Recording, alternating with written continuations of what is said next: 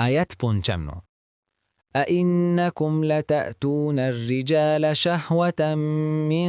دون النساء بل أنتم قوم تجهلون অনুবাদ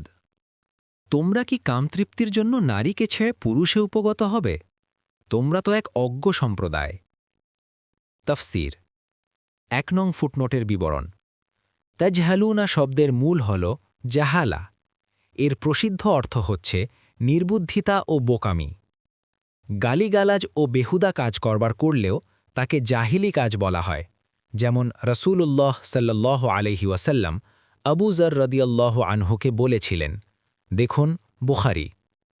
আবার এই শব্দটি জ্ঞানহীনতা অর্থেও ব্যবহার করা হয় ইবনু কাসির তখন এর অর্থ হবে তোমরা নিজেদের এ খারাপ কাজটির পরিণাম জানো না তোমরা পরিণাম সম্পর্কে অজ্ঞ হয়েই এ ধরনের জঘন্য কাজ করছ তোমরা জানো না যে এর শাস্তি কত ভয়াবহ হতে পারে তোমরা তো এ কথা জানো তোমরা যা অর্জন করছ তা প্রবৃত্তিকে তৃপ্তি দান করে